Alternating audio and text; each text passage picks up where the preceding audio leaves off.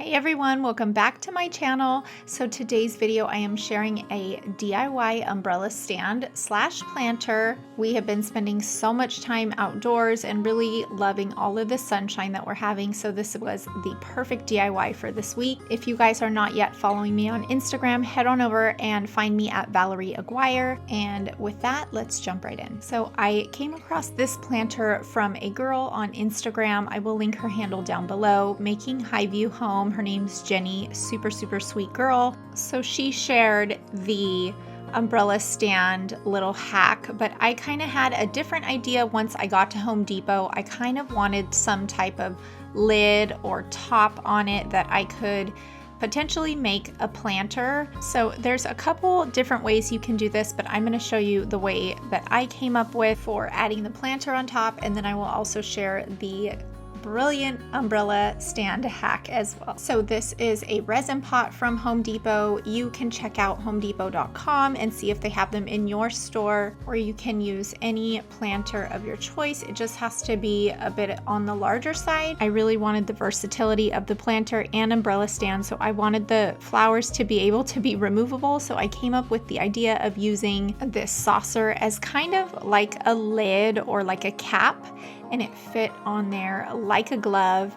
This was going to be perfect for exactly what I was envisioning. Also at Home Depot, they have pre-cut PVC pipes. That means you don't have to do any cutting yourself unless you want it an exact size, but I grabbed a 2-inch PVC pipe and it's 3 feet long, and this fit perfect in that resin planter. I also grabbed a bag of fast setting Quikrete. This dries super fast and it's just about $5. For the PVC pipe, I also grabbed a little 2-inch cap just to go right on the end. You really don't need this, but I feel like it really helped kind of keep that concrete or the cement out. Once you add the water, you don't really want to get a ton of concrete or have it like lifting up, so the cap will really help keep it sealed and clean. So once I put that cap right on the end of that PVC pipe, and I placed my PVC pipe exactly where I wanted it to go. The Home Depot buckets have that little circle. I kind of used it as a guide, but it really does kind of shift around when you're moving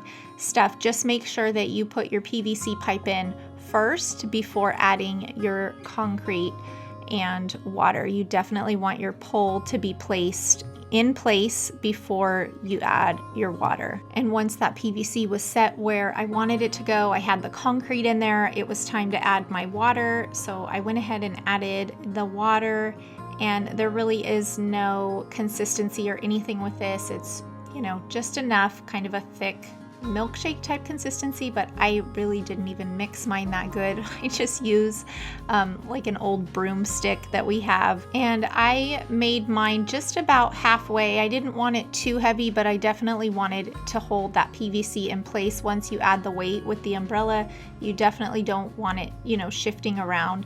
So about halfway mark was good for me. And the Quikrete dries really fast, so while we were waiting for that to dry, we were going to get started on the planter. This planter is a really good one. I feel like the quality is good. I love that creamy color, and it has a little bit of a warm color in there as well. Very pretty, good quality. So once that concrete was dry, I put the bucket inside the planter, and there is your umbrella stand. So you can stop here if you're happy with that.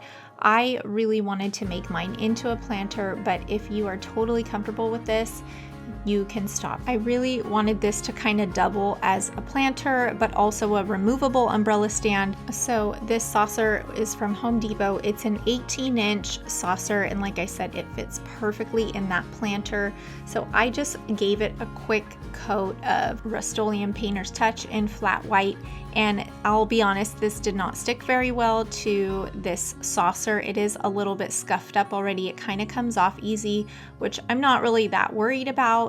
As long as it's pretty much white, I don't mind some little scratches here and there. So the point of the saucer is to hold the flowers in place. So I flipped it upside down and kind of got a marking of where I would need to cut it to make a hole in the center. So once I got the marking of where the PVC would match up on that saucer, I had a little cutout of where I needed to cut. So I took this Forstner bit. This one is specifically for like door handles. I'm not sure of the exact size, but I will find it and link it below.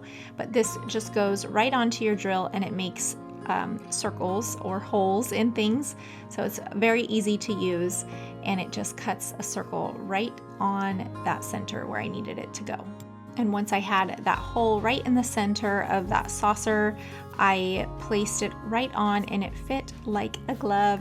This was really, really exciting when your vision starts coming together. So I placed this planter exactly where I wanted it to go before I added a little bit more weight, and the concrete is in there. It's not too heavy, but it is something that I really don't want to pick up by myself. So I just kind of rolled it over there and got ready to put the flowers in. So for the saucer, I found these. They're called Creeping Myrtle, and they are sold in a big flat.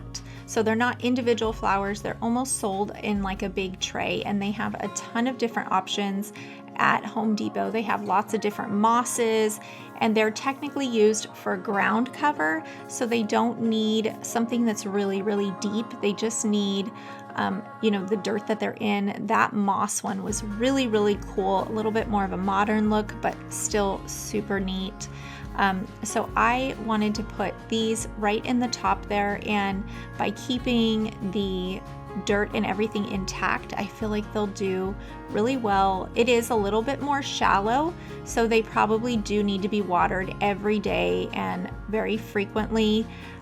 So I will just keep an eye on them. They're in our garden and I'm out there every day anyway, so they will get plenty of water. But yeah, if you do have a shallow container like a saucer, it is going to need a little bit more water and a little bit more attention. So I really packed these in really tight so that they could grow and get really full all together. And if you didn't want to do flowers, there's a ton of other options. You could do some really neat rocks, you could do sand, you could do moss, you could do a faux moss if you didn't want to keep up with watering. There are so many possibilities. Succulents would be another really great idea. So whatever works best for your home is what you should do. So I will show you guys this guy in action here. So the whole purpose of the tray is that it can now lift right out over that PVC pipe, and I can water them, I can replace them, I can move them, I can even take out that umbrella stand if I don't want to use it anymore.